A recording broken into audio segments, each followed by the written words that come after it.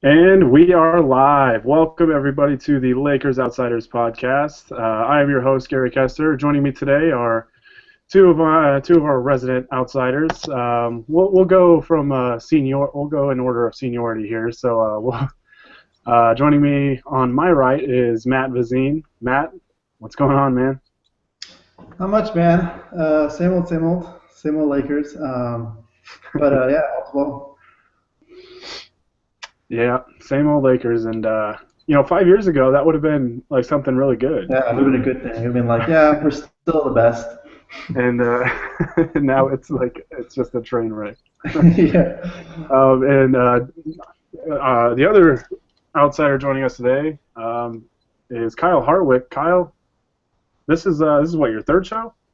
Third show, yeah, and I am 0-3.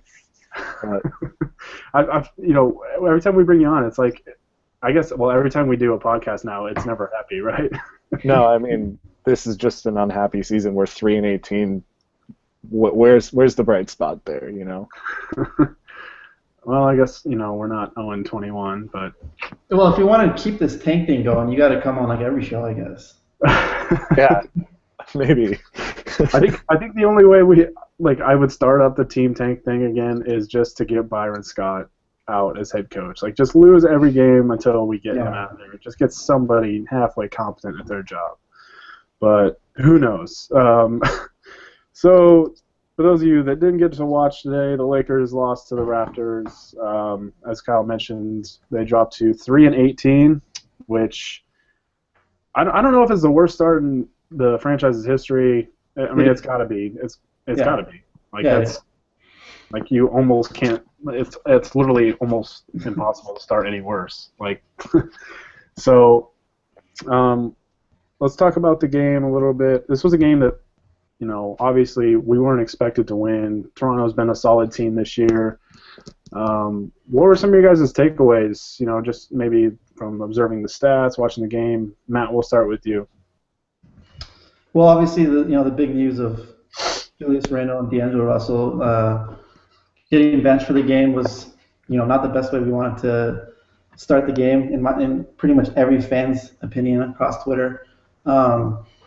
But that being said, Julius Randle came out and he did what he has been doing really all season and just played very well. Had another double-double, which is like his fifth or sixth, just in the last few games. So he was definitely one of the bright spots tonight. Kobe, there was like a different Kobe today, kind of. He only took 16 shots, which is significantly less than usual, and he made half of them, which is an accomplishment this year. It's the first time he's done it, where he shot 50% or higher. So those two played well, but the fourth quarter got away. I mean, the fourth quarter gave up 31 points and really couldn't.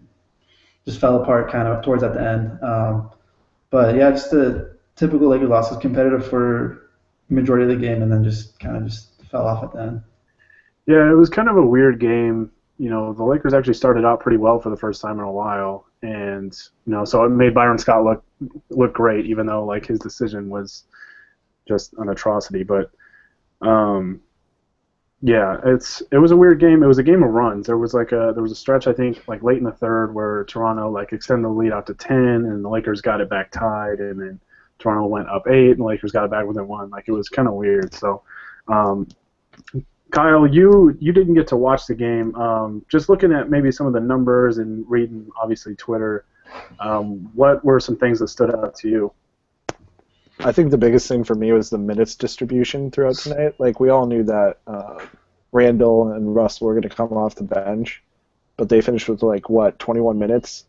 And I think the biggest takeaway from the game is that Robert Sacre played 17 minutes tonight, and just some of the pairings were kind of weird, like D'Angelo Russell with Marcelo Huertas doesn't exactly fit together.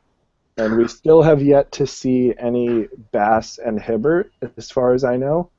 And I was actually kind of looking forward to that, maybe having Bass come off the bench and play some quality minutes with Hibbert. But I can't justify any decision that Byron makes anymore. I'm over trying to get inside of his head. There's there's no basketball IQ in there really.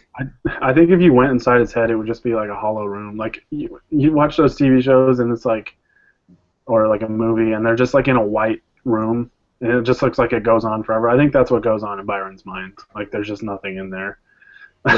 Especially no Tarek Black in there. Yeah. Again, I mean, you mentioned the minutes distribution. You know, I said this before the game. Like it's not a big deal if Russell and Randle come off the bench if they're still getting 30-plus minutes a game.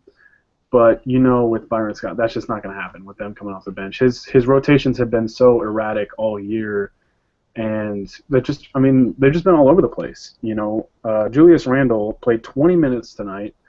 First off, which is unacceptable. Like that's one of your 3 main building blocks of the future. He should be playing more than 20 minutes. But he had 15 points and 11 rebounds in those 20 minutes. And Jacob Root even tweeted this out. The Raptors announcers were like seriously wondering, like, why isn't Julius Randle in the game? Why isn't D'Angelo Russell in the game? And it just doesn't make any sense. Russell played 21 minutes himself. He had 9 points, 3 boards, 2 assists. So he was decent. But yeah, there's no way to justify it. Even the Time Warner Cable guys were going off on Byron Scott benching those two, and I think that says a lot. I mean, is there any way to rationalize it, Kyle? Like any way at all? No. Easy answer, no. I guess long answer, maybe he's attempting to play some sort of small ball, but he doesn't understand the concept of it. Maybe he's trying to teach his young guys a lesson, like, you've been, for all of your playing careers, a starter mostly. Like, I think D'Angelo Russell said that last time he came off the bench was in his sophomore year of high school. And Julius Randle, aside from that first game last season, he came off the bench and played 14 minutes before. I mean, we all know what happened there, but there's no way to rationalize what Byron's doing. I don't even want to attempt to. Matt, do you want to give it a shot? Well, D'Angelo Russell even saying, I think that he came off the bench sophomore year of high school, and that was only because he went to Monteverde, which is like, one of the best high schools in the nation in basketball. So if he went to like most high schools, he'd play even 4 years. So yeah, he was probably way out of his comfort zone coming off the bench. No, I mean, the reasoning that Byron gave was that because we needed a change, which is, I guess, okay, but like, why bench a guy that's averaging what Julius Randle is averaging, like 15 and 10 this year, something close to that. So you're sending like the wrong message. It doesn't make sense. It's like punishing a guy for playing well just because he's a young player and you want to send a message. It doesn't make any sense. I don't think anyone thinks it makes any sense either. Yeah, it's some of the. I think it was either Mike Bresnahan or Bill Oram were kind of rationalizing it as it was a way of getting them minutes without Kobe on the floor, kind of letting them take the reins of the offense a little bit, which obviously, that makes sense. Like, that's kind of part of the transition. But the most logical way to do that is to stop playing Kobe 30-plus minutes a game. He's 37 years old. He has, this is his 20th year in the league, and the guy is playing. At this rate, he keeps playing every game. Back-to-backs, 4 games, 5 nights, whatever the case may be. He's playing all these minutes, and the simple solution is to. Uh-oh. Did he cut off? Yeah. Well, I'll just pick up where he was. I think Gary would agree with this. Is if Russell and Randle came off the bench and played, 30, 35 minutes tonight, I don't think we would have that big of an issue with it. Them coming, as he said, them coming off the bench isn't as big of a deal as them playing 21 minutes. So I think that's where the main issue is. And it would have been a lot different if Byron had D'Angelo Russell running the point, but he also had Marcelo Huertas in there, and he was running the point for the most part. And I just think, well, you have this guy who is excellent at running an offense, and then you sit him so that you get away from a black hole in Kobe, and then you don't even let him run with the ball. Like, it's kind of contradictory, even within his own decision, to make this this benching move. Yeah, I mean, I agree. You can't really have both of them in. they're both ball dominant players. So I don't know what would happen in like the future. You think Byron said that for the next few games, Randall and Russell are going to come off the bench, but if they keep playing like they are, you think he goes back to what makes the most sense to all of us is insert them back into the starting lineup? I hope so. I said on Twitter earlier today that I'm excited to see what Lakers Twitter is like after maybe a Randall or a Russell DNP coach's decision. Yeah, I saw that. Because, I mean, it'll literally just be a fire sale on Twitter. He'll get trending, and for all the wrong reasons, all the basketball writers would just like tear him apart. And Right. I think that is a legitimate chance. That has a legitimate chance of happening in the next 5 to 10 games. He'll just forget about one of them, or he'll be like, "Oh, you were too soft in the last game. I'm gonna put you behind Ryan Kelly in the rotation." But yeah, I think that hopefully he goes back to it within 5 to 10 games, for my sake, for all of our sakes, for our livers' sakes. But yeah. All right. I hope you guys can hear me now. Yeah, you're back. Yeah. I apologize. My internet's. I don't know if it's my internet. I don't know what the deal is. Whatever it is, it's tanking harder than Philly and the Lakers combined. So, yeah. We've talked enough. We talked a lot about Byron, obviously, and trying to rationalize his decision making. I don't know. That's all I can say. I really don't know. So, I have a question for you guys, though. Obviously, we heard some of the quotes from Russell and Randall about the benching and everything. Do you guys think that Byron's lost the locker room?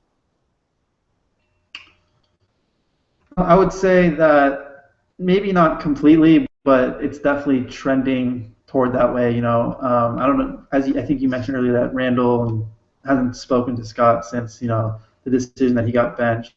I think the young players especially, sense that Byron Scott's not going to be available or around in the near future. So just like we just got to get through this year and then move on. So they're just going to have to stay as positive as they can. But I think it's close to the point where he's going to lose the locker room. Yeah. Yeah. Kyle, would you agree with that?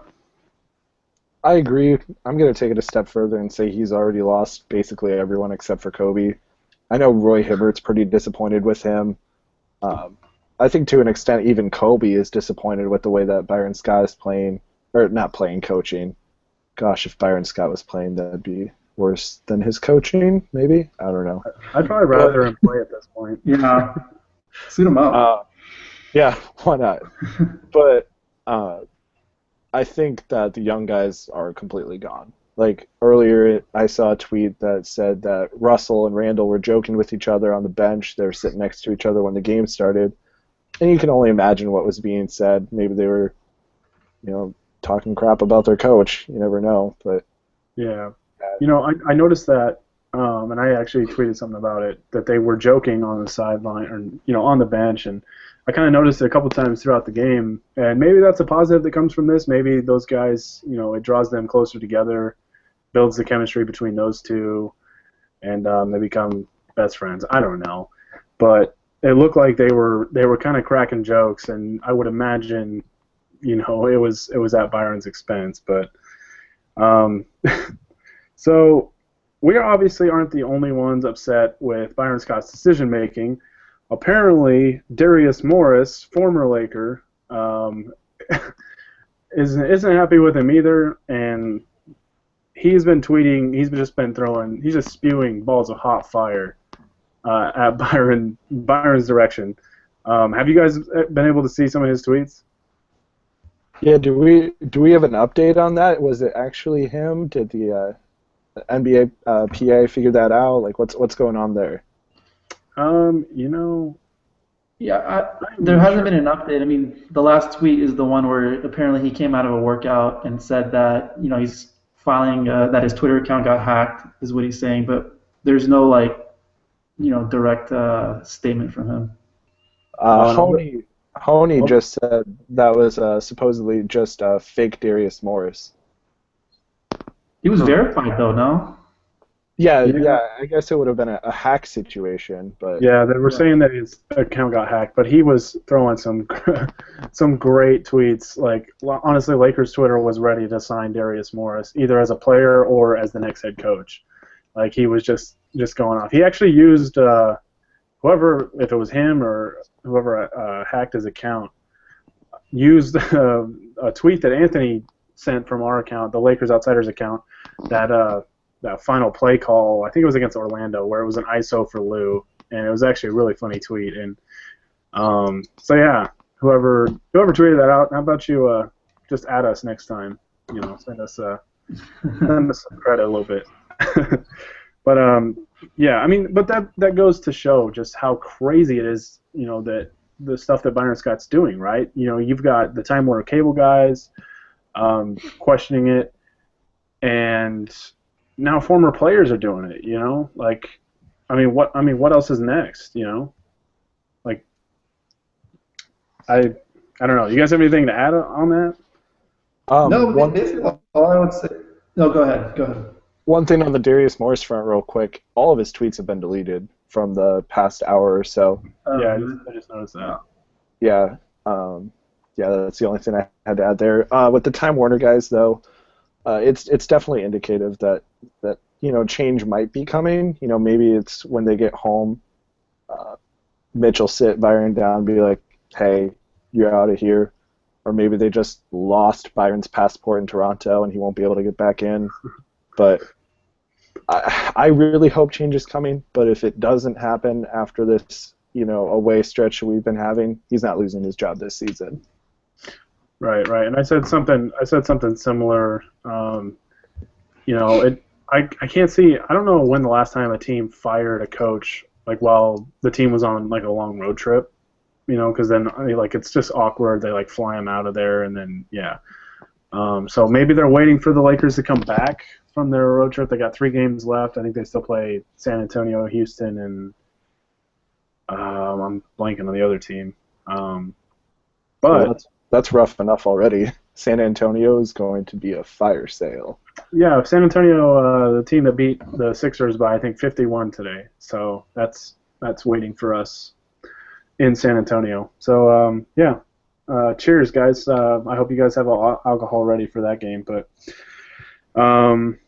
so yeah, I think we pretty much covered it, though. What more can you say, right? Byron's been doing this stuff with his rotations all year, and he puts Russell. When Russell finally gets in, he's playing off the ball because Huertas is in at point guard. It's like little things like that. And I've said it all year. This team is not bad because of Byron Scott, but as a coach, it's your job to get the most out of your guys, and he's doing the complete opposite. This team's just moving backwards. So let's go ahead and transition to some of the questions here. We've got a non-serious question from Arthur, a friend of the show. What's your favorite Australian animal? Matt, we'll start with you. Do you even know any, besides a kangaroo? Yeah, I was gonna say kangaroo is all I can name, so I guess by default that would be my choice. Gotta go with the wallaby, guys. The wallaby. Oh yeah. Okay, so I've seen enough videos with Australian animals and all these genetically mutated animals. I'm just gonna say anything that won't kill me, which I don't know if it's possible in Australia because I've seen squids launch out of the water or octopuses launch out of the water. I've seen chameleons or something or lizards the size of a freaking dinosaur. I don't know. All I know is you'll never catch me in Australia. I'm never going there because I do value my life somewhat. So, okay. So now we've got some serious questions, or sort of some are semi-serious. So this question is: can Jim Buss afford to wait to fire Byron Scott this summer, given his timeline? And Kyle, we'll start with you. Yeah, I think so. I think that as much as D'Angelo Russell and Julius Randle and Jordan Clarkson, Larry Nance, all the young guys, as much as their development is being hindered by Scott, I don't think it's truly going to kill them. I think once he is, effectively out of his position, they will develop a lot faster than if he is the coach. It might hurt a little bit, but I don't see it I see a pretty bright future in 2016, 2017 for this team. Maybe not playoffs next year, but maybe we, start getting competitive the year after that. Yeah, Matt, do you think Jim Buss can wait? Do you think he needs to find a way to get Byron Scott out of there now, or can he wait till the offseason?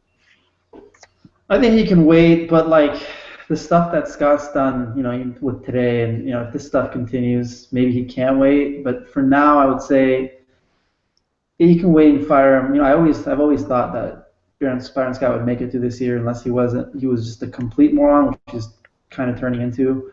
But regardless, I think that we would still be a bad team even if Byron Scott wasn't there, and the timeline I don't think would change too much if Scott makes it through the year or he gets fired in the offseason.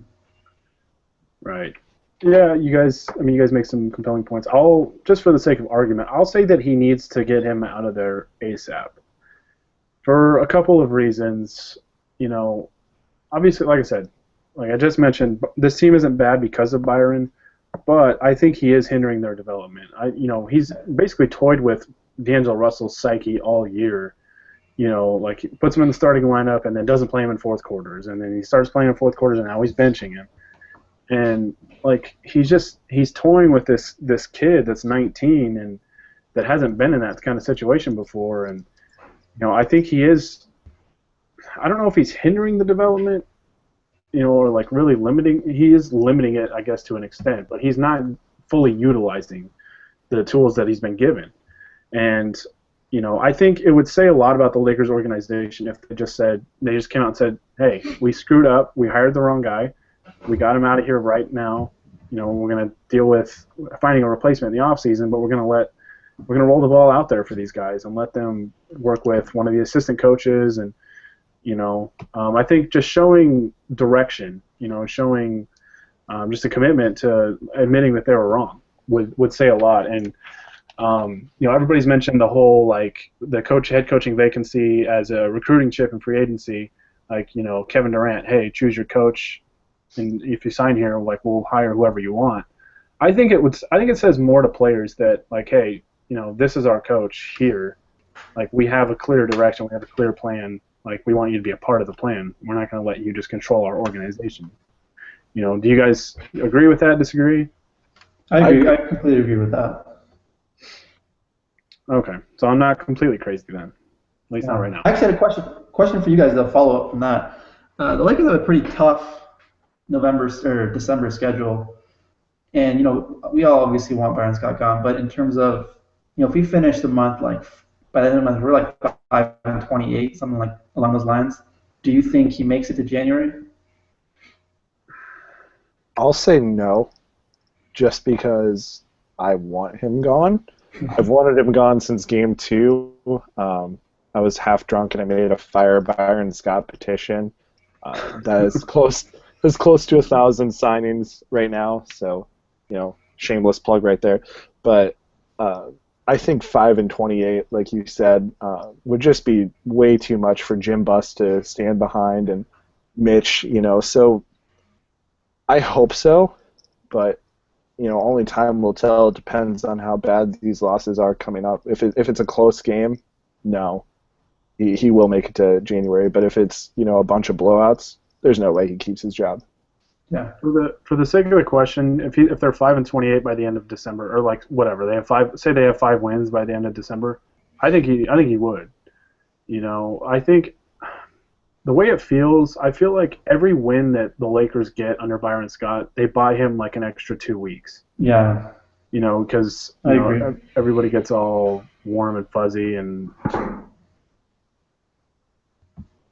Uh-oh. Did you disconnect again? Yeah. Well, I'll just add. I'll give my opinion. I think if it's an interesting question because 5 wins before a new year is kind of crazy. Most coaches wouldn't survive it, and I think it's a toss-up. You can definitely make a case for either. I would lean towards him actually. Yeah, I would lean towards him being fired, because that's 10 more losses out of 12 to add on to 3 wins out of 21. I think that's a little too much. Yeah. Right, and I don't know. I know. Oh, go ahead, Kyle. I know, in the off season before Byron Scott was was hired, the Lakers had like, I don't know how many interviews it was for him. It was definitely, more Like than just 25. a couple. Yeah, he wasn't their guy. He was not like, yes, that's the coach that we want to lead us into the future. They're like, okay, well, I guess we'll hire this guy if we have to. It's a good PR move type thing. And so to that extent, like, if that was their reasoning behind it, then he probably won't lose his job until, maybe this offseason. But it's really hard to say with the Lakers. They don't leak anything. They don't have, all these rumors floating around. It's just, here's what it is. Here's what we're doing. Yeah, I don't know exactly where I cut out when I was talking about the topic, but basically my point was, I think every win that the Lakers get under Byron Scott, that buys him like an extra 2 weeks. Yeah. So I don't know. My gut feeling says he's going to make it throughout the season. I mean, any logical person would get him out of there now, or at least when they return from the road trip. But I mean, who knows with this organization anymore? So, I guess the next question is kind of piggybacking on that. Like, what would be the tipping point to fire Byron Scott? So, I mean, we kind of answered that. Pretty much losing like 10 of our next 12 is when you start like I think it would be a really big hot seat for him. Yeah. I think if he broke the wrong side of a record, that he would get canned. Like if they scored like the least amount of points in the first half or the least amount of points in a game period, or if somehow over the next couple of months they break the 76ers losing streak. Like it's just one of those things where it's like, if he breaks a record in the wrong way, then he's out.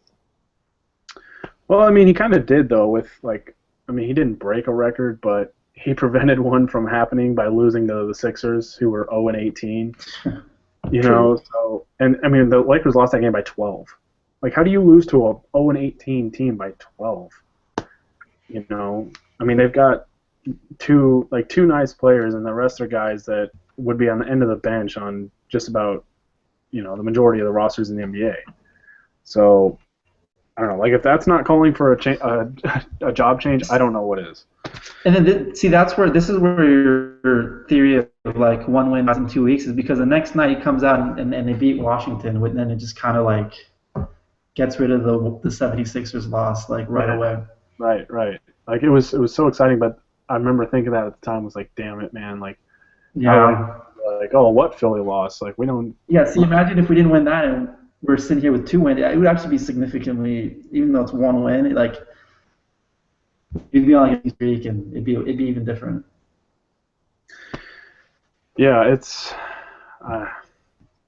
I've said it 100 times on this podcast already, but I don't know. I just don't know. Okay, so this last question, straight to the point. How much money would you personally pay to have Byron Scott removed as head coach?